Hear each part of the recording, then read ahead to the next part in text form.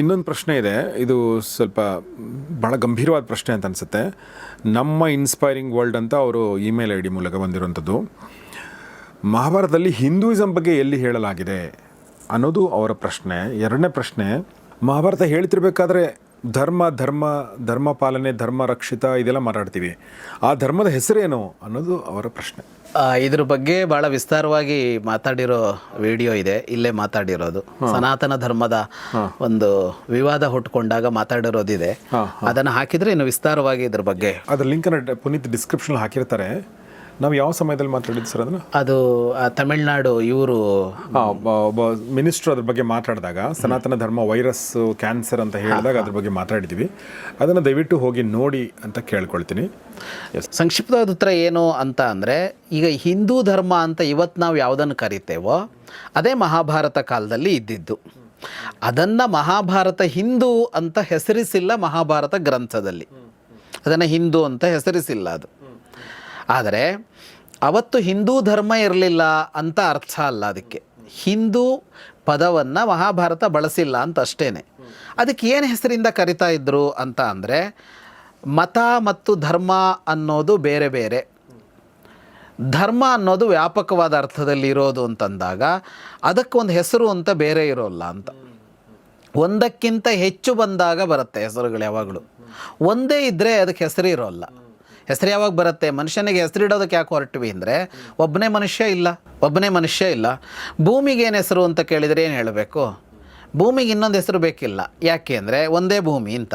ನಾಳೆ ಇನ್ನೊಂದು ಭೂಮಿ ಇದೆ ಅಂತ ಆದರೆ ಆ ಭೂಮಿಗೆ ಇನ್ನೊಂದು, ಆ ಭೂಮಿಗೊಂದು ಹೆಸರು, ಈ ಭೂಮಿಗೊಂದು ಹೆಸರು ಕೊಟ್ಕೋಬೇಕಾಗತ್ತೆ ನಾವು. ಹೀಗೆ ಅಲ್ವಾ? ಹಾಗಾಗಿ ಧರ್ಮ ಅನ್ನುವ ಶಬ್ದ ವ್ಯಾಪಕವಾದ ಅರ್ಥದಲ್ಲಿ ಬಳಕೆಯಾಗಿರುವಾಗ ಇರೋದು ಒಂದೇ ಧರ್ಮ.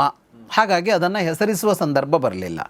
ಕಾಲ ಮುಂದುವರೆದಂತೆ ಹಲವು ಮತಗಳು ಹುಟ್ಟಿಕೊಂಡು ಆ ಮತಗಳಿಗೆಲ್ಲ ಬೇರೆ ಬೇರೆ ಹೆಸರು ಬಂದವು.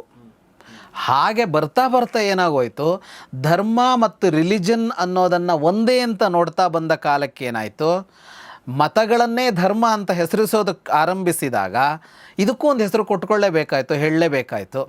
ಆಗ ನಾವು ಇದನ್ನು ಹಿಂದೂ ರಿಲಿಜನ್ ಅನ್ನೋ ಥರದಲ್ಲಿ ಹೇಳ್ಕೊಡೋದಕ್ಕೆ ಆರಂಭ ಮಾಡಿದ್ವಿ. ಹಾಗಂತ ಹೆಸರನ್ನೇ ಹೇಳಲಿಲ್ಲ ಅಂತಲೂ ಸನಾತನ ಧರ್ಮ ಅನ್ನುವ ಶಬ್ದವನ್ನು ಅಲ್ಲಿ ಬಳಸ್ತಾರೆ. ಏಷ ಧರ್ಮ ಸನಾತನಃ ಅನ್ನುವ ಮಾತು ಹಲವು ಸಲ ಬರುತ್ತೆ.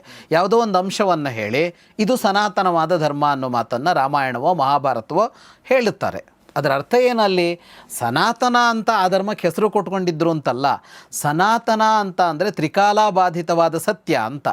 ಅಂದರೆ ಅದು ಪೂರ್ವಕಾಲದಲ್ಲೂ ಇದು ನಿಜ, ವರ್ತಮಾನ ಕಾಲದಲ್ಲೂ ಇದು ನಿಜ, ಮುಂದೂ ಇದು ನಿಜ ಅಂತ ಆದರೆ ಅದಕ್ಕೆ ಸನಾತನ ಅಂತ ಹೆಸರು. ಅಂದರೆ ಬದಲಿಸಲಾಗದ ನಿಯಮ, ಬದಲಿಸಲಾಗದ್ದು ಅನ್ನುವ ಅರ್ಥದಲ್ಲಿ ಸನಾತನ ಅಂತ ಆ ನಿಯಮಗಳಿಗೆ ಹೇಳ್ಕೊಡ್ತಾ ಇದ್ರು. ಉದಾಹರಣೆಗೆ ಸತ್ಯ ಹೇಳಬೇಕು, ಇದು ಸನಾತನ ಧರ್ಮ. ಕೃತಸ್ಯ ಪ್ರತಿಕರ್ತವ್ಯಂ ಏಷ ಧರ್ಮ ಸನಾತನಃ. ಯಾರಾದರೂ ನಮಗೆ ಉಪಕಾರ ಮಾಡಿದರೆ ಪ್ರತ್ಯುಪಕಾರ ಮಾಡಬೇಕು, ಇದು ಸನಾತನ ಧರ್ಮ. ಇದು ಯಾವತ್ತಿಗೂ ಬದಲಾಗೋಲ್ಲ. ಯಾವುದೋ ಒಂದು ಕಾಲ ಬಂತು, ಮುಂದಿನ ಕಾಲದಲ್ಲಿ ಇಲ್ಲ ಉಪಕಾರ ಮಾಡದವರಿಗೆ ಅಪಕಾರ ಮಾಡಬೇಕು, ಇದು ಧರ್ಮ ಅಂತ ಯಾವುದಾದ್ರು ಕಾಲದಲ್ಲಿ ಬದಲಾಗೋಲ್ಲ. ಅದು ಭೂತಕಾಲಕ್ಕೂ ವರ್ತಮಾನ ಕಾಲಕ್ಕೂ ಭವಿಷ್ಯತ್ ಕಾಲದಲ್ಲೂ ಈ ನಿಯಮ ಹೀಗೆ ಇರುತ್ತೆ, ಹೀಗೆ ಇರಬೇಕು ಕೂಡ. ಇಂಥದ್ದನ್ನು ಸನಾತನ ಧರ್ಮ ಅಂತ ಕರಿತಾ ಹೋದರು ಅವರು. ಇಂಥ ವಿಷಯಗಳನ್ನು ಸನಾತನ ಅಂತ ಅನ್ನೋದನ್ನು ಅದರ ಸ್ವಭಾವವಾಗಿ ಹೇಳಿದ್ದು. ಹಾಗಾಗಿ ಮಹಾಭಾರತದಲ್ಲಿ ಹೇಳಿದ್ದು ಯಾವುದನ್ನು ಅಂದರೆ, ಇವತ್ತು ನಾವು ಹಿಂದೂ ಅಂತ ಅಂದುಕೊಂಡು ಯಾವುದನ್ನೆಲ್ಲ ಜೀವನ ಶೈಲಿಯನ್ನೋ, ಸಂಸ್ಕೃತಿಯನ್ನೋ, ವಿಚಾರಧಾರೆಯನ್ನೋ, ಚಿಂತನೆಯನ್ನೋ, ನಂಬಿಕೆಗಳನ್ನೋ, ನಾವು ಆಚರಣೆಗಳನ್ನೋ ಹೇಳ್ತಾ ಇದ್ದೇವೋ ಇದೇ ಮಹಾಭಾರತದಲ್ಲಿ ಕಾಣ್ತಾ ಇರುವಂಥದ್ದು. ಬಟ್ ಎಲ್ಲ ನಾವು ಈಗ ಹಿಂದುತ್ವವಾದಿಗಳು ಅಂದರೆ ಕೆಲವೊಂದು ಪ್ರಖರ ಹಿಂದುತ್ವವಾದಿಗಳು ಏನು ಮಾತಾಡ್ತಾರೆ, ಅವೆಲ್ಲವೂ ಇರಲಿಲ್ಲ. ಉದಾಹರಣೆಗೆ ಮೈ ತುಂಬ ಬಟ್ಟೆ ಹಾಕೋಬೇಕು ಅನ್ನೋದು ಹಿಂದೂ ಧರ್ಮದ ನಮ್ಮ ಸಂಸ್ಕೃತಿಯ ಲಕ್ಷಣ ಅಂತ ಅವ್ರು ಅಂದ್ಕೊಂಡಿದ್ದಾರೆ. ಹಾಕೋಬಾರ್ದು ಅಂತ ನಾನು ಹೇಳ್ತಾ ಇಲ್ಲ. ಅಥವಾ ಕುಂಕುಮ ಇಟ್ಕೊಳ್ಬೇಕು, ಬಳೆಗಳನ್ನ ಹಾಕ್ಕೊಳ್ಳೇಬೇಕು, ಈ ಥರದ್ದೆಲ್ಲ ಇದೆಲ್ಲ ಇದು ಕೂಡ ಅಂದರೆ ಇದು ಆ ಟೈಮಲ್ಲಿ ಅದೇ ಥರ ಇತ್ತ ಅನ್ನೋದು ಪ್ರಶ್ನೆ. ಇಲ್ಲ, ಎಲ್ಲವೂ ಎಲ್ಲ ಕಾಲದಲ್ಲೂ ಹಾಗೇ ಇತ್ತು ಅಂತ ಖಂಡಿತವಾಗಿಯೂ ಅಲ್ಲ. ನಿಯಮಗಳನ್ನು ಸಮಾಜ ಆಯಾಯ ಕಾಲಕ್ಕೆ ಬೇಕಾದಂತೆ ಬದಲಿಸಿಕೊಳ್ಳುತ್ತಾ ಹೋಗುತ್ತೆ. ಆಯಾಯ ಕಾಲಕ್ಕೆ ಬೇಕಂತೆ ಬದಲಿಸಿಕೊಳ್ಳುತ್ತಾ ಹೋಗುತ್ತೆ. ಒಂದು ಉದಾಹರಣೆ ಕೊಡೋದಾದರೆ, ಒಂದು ಕಾಲದಲ್ಲಿ ಸಹಗಮನ ಪದ್ಧತಿ ಅಂತ ಅನ್ನೋದು ನಮ್ಮಲ್ಲಿ ಬಹಳ ವ್ಯಾಪಕವಾಗಿತ್ತು. ಸತಿ ಪದ್ಧತಿಯನ್ನು ನಿಷೇಧಿಸಬೇಕು ಅಂತ ಕಳೆದ ಶತಮಾನ, ಅದಕ್ಕಿಂತ ಹಿಂದಿನ ಶತಮಾನದಲ್ಲಿ ಬಹಳ ಕೆಲಸಗಳು ಇಲ್ಲಿ ನಡೀತು. ಅದನ್ನು ಇಟ್ಟುಕೊಂಡು ಈಗ ನಮ್ಮ ಧರ್ಮದ ನಿಯಮ ಅದು, ನಮ್ಮ ಧರ್ಮದಲ್ಲಿ ಸಹಗಮನ ಅನ್ನೋದು ಕಡ್ಡಾಯ ಅಂತ ಅಂದುಕೊಂಡ್ರೆ ಎಲ್ಲಿ ಕಡ್ಡಾಯ?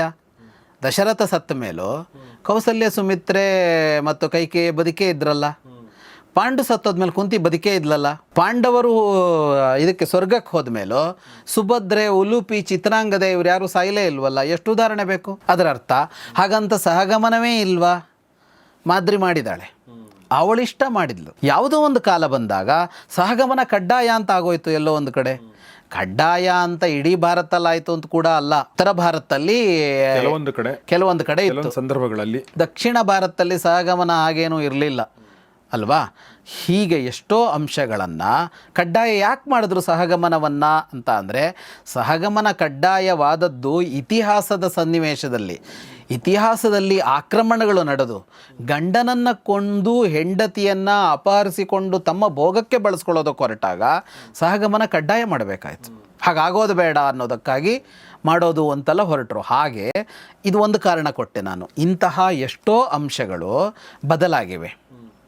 ಹೀಗೆ ಯಥಾವತ್ತಾಗಿ ಅವತ್ತಿತ್ತು ಅಂತ ಹೇಳೋಕ್ಕಾಗಲ್ಲ. ವಿಧವಾ ವಿವಾಹ ಉದಾಹರಣೆಗೆ ಇಂಥದ್ದು ಬೇಕಾದಷ್ಟು ಬರುತ್ತೆ. ಅವತ್ತು ಹಾಗೆ ಇತ್ತು ಅಂತ ಹೇಳೋಕ್ಕಾಗಲ್ಲ, ಅದ್ರ ನಂತರ ಕಾಲದಲ್ಲಿ ಹಾಗೆ ಇತ್ತು ಅಂತ ಹೇಳೋಕ್ಕಾಗಲ್ಲ. ಇದೆಲ್ಲ ಕಾಲಕ್ಕೆ ಬದಲಾಗ್ತಾ ಇರುತ್ತೆ. ಬದಲಾವಣೆಯನ್ನು ಒಪ್ಪಿಕೊಂಡಿದೆ ಕೂಡ. ಈಗ ಸನಾತನ ಧರ್ಮ ಅಂತಂದಾಗ ಶಾಶ್ವತ ಸತ್ಯಗಳು, ಶಾಶ್ವತ ನಿಯಮಗಳು, ಬದಲಾಯಿಸಬಹುದಾದ ನಿಯಮಗಳು ಅನ್ನೋದು ಯಾವಾಗಲೂ ಇದೆ. ಇವುಗಳು ಬದಲಾಗೋಲ್ಲ, ಇದನ್ನು ಬದಲಾಯಿಸಿಕೊಳ್ಳಬಹುದು ಅನ್ನೋ ಅಂಶ ಇದ್ದೇ ಇರುತ್ತೆ. ಈಗ ಸ್ಮೃತಿಗಳನ್ನು ಆಧರಿಸಿ ಬದುಕಬೇಕು ಅಂತ ಹೇಳ್ತವೆ. ಹೇಳುವಾಗ ಕೃತಯುಗಕ್ಕೆ ಮನುಸ್ಮೃತಿ, ಕೃತೌತು ಮಾನವ ಪ್ರೋಕ್ತಃ ಅಂತ ಹೇಳ್ತಾ, ದ್ವಾಪರಕ್ಕೆ ಶಂಖಲಿಖಿತ ಸ್ಮೃತಿ, ಕಲಿಯುಗಕ್ಕೆ ಪಾರಾಶರ ಸ್ಮೃತಿ ಅಂತ ಬರುತ್ತೆ. ಅಂದರೆ ಈ ಕಾಲಕ್ಕೆ ಈ ಗ್ರಂಥದಲ್ಲಿದ್ದಾಗೆ ಬದುಕು, ಈ ಕಾಲಕ್ಕೆ ಈ ಗ್ರಂಥದಲ್ಲಿದ್ದಾಗೆ ಬದುಕು ಅನ್ನೋ ಮಾತು ಬರುತ್ತೆ. ಆ ಗ್ರಂಥ ಈ ಗ್ರಂಥ ಅಂತ ಎರಡು ಯಾಕೆ ಬಂತು? ಎರಡು ಗ್ರಂಥ ಇದೆ. ಎರಡು ಗ್ರಂಥದಲ್ಲಿ ಅದರಂತೆ ಇದರಂತೆ ಅಂತ ಹೇಳ್ತೀವಿ ಅಂದರೆ ಅಲ್ಲಿರೋದಕ್ಕೂ ಇಲ್ಲಿರೋದಕ್ಕೂ ವ್ಯತ್ಯಾಸ ಇದೆ ಅಂತಾಯಿತು. ಇದು ಅಧಿಕೃತವಾದ ಮಾತುಗಳು. ವ್ಯತ್ಯಾಸ ಯಾಕೆ ಬಂತು? ಕಾಲಕ್ಕೆ ಅನುಗುಣವಾಗಿ ಕೆಲವನ್ನು ಬದಲಾಯಿಸಿಕೊಳ್ಬೇಕು ಅಂತಾಯಿತು. ಹಾಗೆ ಆ್ಯಸ್ ಇಟ್ ಈಸ್ ಒಂದೇ ಕಾಲದ್ದು ಇನ್ನೊಂದು ಕಾಲಕ್ಕೆ ಇರೋಲ್ಲ. ರಾಮಾಯಣ ಕಾಲದಲ್ಲಿದ್ದು ಮಹಾಭಾರತ ಕಾಲದಲ್ಲಿರಲಿಲ್ಲ, ಮಹಾಭಾರತ ಕಾಲದಲ್ಲಿದ್ದು ಮುಂದ್ಯಾವುದೋ ಕಾಲದಲ್ಲಿರಲಿಲ್ಲ, ಆ ಕಾಲದ್ದು ಈ ಕಾಲಕ್ಕೆ ಇರಲಿಲ್ಲ. ಆದರೆ ಕೆಲವು ಶಾಶ್ವತ ನಿಯಮಗಳಿರುತ್ತಲ್ಲ, ಅವು ಬದಲಾಗೋಲ್ಲ. ಆ ಬದಲಾಗದೇ ಇರೋದು ಯಾವುದೋ ಅದು ಕಂಟಿನ್ಯೂ ಆಗಬೇಕು. ಬದಲಾಯಿಸಬಹುದಾದದ್ದನ್ನು ಕಾಲಕ್ಕೆ ಬದಲಾಯಿಸಿಕೊಳ್ಳಬೇಕು. ಸರ್, ನೀವು ಎರಡು ವಿಚಾರ ಹೇಳಿದ್ರಿ. ಬಹುಶಃ ಅದನ್ನು ಮುಂದೆ ಒಂದಿನ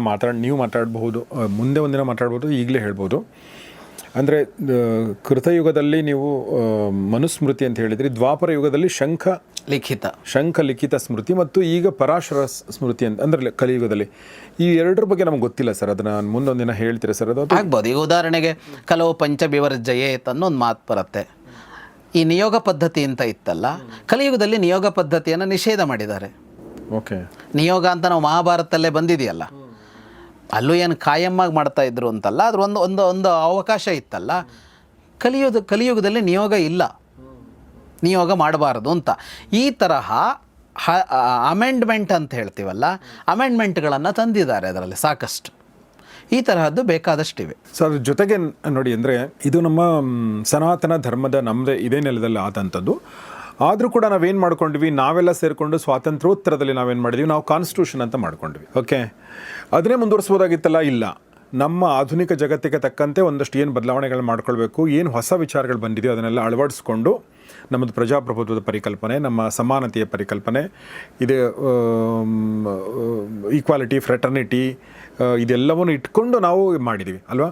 ಸೊ ಹಾಗೆ ಬದಲಾವಣೆ ಅನ್ನೋದು ಈ ಕಾಲದ ಒಂದು, ಅಂದರೆ ಈ ಒಂದು ನೆಲದ ಈ ನೆಲದ ಅಂದರೆ ಬದಲಾಯಿಸ್ಕೊಳ್ಳೋದಕ್ಕೆ ಅವಕಾಶಗಳು ಖಂಡಿತ ಇದೆ. ಆದರೆ ಯಾವುದು ಬದಲಾಗಬೇಕು, ಯಾವುದು ಬದಲಾಗಬಾರದು ಅನ್ನೋ ವಿಷಯದಲ್ಲಿ ನಿಶ್ಚಿತತೆ ಇದೆ, ಚಿಂತನೆ ಬೇಕಿದೆ. ಬದಲಾಯಿಸಬಾರದ್ದನ್ನು ಬದಲಾಯಿಸೋದಕ್ಕೆ ಹೋಗಬಾರದು ಅನ್ನುವ ಅಂಶ ಇದೆ. ಈಗ ರಾಜನೀತಿ ಇದೆ, ನೀವು ಸಂವಿಧಾನ ಅಂತ ಹೇಳಿದ್ರಿಂದ ರಾಜನೀತಿ ಅಂತ ಇದೆ. ರಾಜನೀತಿಗಳಲ್ಲಿ ಶುಕ್ರ ನೀತಿ ಇತ್ತು, ಬೃಹಸ್ಪತಿ ನೀತಿ ಇತ್ತು. ಈಗ ರಾಮ ರಾಜನೀತಿಯನ್ನು ಹೇಳ್ತಾನೆ, ಭೀಷ್ಮ ರಾಜನೀತಿಯನ್ನು ಹೇಳ್ತಾನೆ, ಮುಂದೆ ಬಂದು ಚಾಣಕ್ಯ ರಾಜನೀತಿಯನ್ನು ಹೇಳ್ತಾನೆ. ಇವುಗಳಲ್ಲಿ ಬದಲಾವಣೆಗಳಿವೆ, ಬೇರೆ ಬೇರೆ ಥರ ಇದೆ. ಆ ಕಾಲಕ್ಕೆ ಬೇಕಾದ್ದನ್ನು ಈಗ ಚಾಣಕ್ಯ ಈ ಕಾಲದಲ್ಲಿ ಬಂದು ಅಂದರೆ 2,500 ವರ್ಷದ ಹಿಂದೆ ಬಂದು ಚಾಣಕ್ಯ ಅಂದರೆ ಅರ್ಥಶಾಸ್ತ್ರವನ್ನು ಬರಿಬೇಕಾಗಿಲ್ಲ, ಕೌಟಿಲ್ಯ ಅರ್ಥಶಾಸ್ತ್ರವನ್ನು, ರಾಜನೀತಿಯನ್ನೇ ಬರೆದಿರೋದು ಅವನು. ಹಳೆ ಪುಸ್ತಕ ಇದೆಯಲ್ಲ, ಮತ್ತ್ಯಾಕೆ ಬರೆಯೋದು? ರಾಮನೇ ಹೇಳಿದ ರಾಜನೀತಿ ಇದೆ, ಭೀಷ್ಮ ಹೇಳಿದ ರಾಜನೀತಿ ಇದೆ, ಶುಕ್ರನದ್ದಿದೆ, ಬೃಹಸ್ಪತಿಯದ್ದಿದೆ, ಕಾಮಂದಕನದ್ದಿದೆ, ಬೇಕಾದಷ್ಟು ರಾಜನೀತಿಗಳಿವೆ. ಚಾಣಕ್ಯ ಬರೀತಾನೆ ಅದನ್ನು. ಅದು ಒಪ್ಪಿತ ಆಗತ್ತೆ, ಅದು ಅಂಗೀಕೃತ. ಅದು ಅವನು ವಿರೋಧಿ ಅಲ್ಲ, ಹಳೆಯದ್ದನ್ನು ವಿರೋಧಿಸಿ ಬರೀತಾ ಇಲ್ಲ ಚಾಣಕ್ಯ. ಈ ಕಾಲಕ್ಕೇನೋ ಬದಲಾವಣೆಗಳು ಬೇಕು, ಈ ಕಾಲಕ್ಕೆ ಅದನ್ನು ಸಮ್ಮತಗೊಳಿಸಬೇಕು. ಈ ಪ್ರಕ್ರಿಯೆ ಎಲ್ಲ ವಿಷಯಕ್ಕೂ ಇರಬೇಕು. ಹಾಗಿರೋದೇ ಸನಾತನ ಧರ್ಮದ ಬ್ಯೂಟಿ. ಇದಕ್ಕಿಂತ ಚೆನ್ನಾಗಿ ಹೇಳಕ್ಕೆ ಸಾಧ್ಯ ಇಲ್ಲ ಅನ್ಸುತ್ತೆ. ಆದರೂ ಕೂಡ ಆ ಗ್ರಂಥಗಳಲ್ಲಿ ಏನಿದೆ ಅನ್ನೋದನ್ನ ಯಾವಾಗ ಒಂದ್ಸಲ ಮಾತಾಡ್ಬೋದು ಅನ್ಸುತ್ತೆ. ಅದಾದ ನಂತರ ಅದು ಸನಾತನ ಹೋಗಿ ಹಿಂದೂ ಆಗಿದ್ದು ನಮಗೆ ಬ್ರಿಟಿಷರು ಕಾಲದಲ್ಲಿ ಇದು ಸಿಂಧೂ ನದಿ ಅದೆಲ್ಲ ನಮಗೆ ಗೊತ್ತಿರುವಂಥದ್ದು. ಹೌದು. ಆಮೇಲೆ ಒಂದು ಹೆಸರು ಕೊಡಬೇಕಾದ ಅನಿವಾರ್ಯತೆ ಬಂದಾಗ ಅದನ್ನು ಕೊಟ್ಕೊಳ್ತಾ ಹೋದರು. ಇದ್ರ ಬಗ್ಗೆ ನಾವು ಡೀಟೇಲ್ ಆಗಿ ಆ ವಿಡಿಯೋದಲ್ಲೇ ಒಂದು ಡಿಸ್ಕ್ರಿಪ್ಷನ್ ಹಾಕಿದ್ವಿ, ಅದರಲ್ಲಿ ಕೂಡ ಮಾತಾಡಿದ್ವಿ, ಆಸಕ್ತರು ನೋಡಿ ಅಂತ ಹೇಳ್ತಾ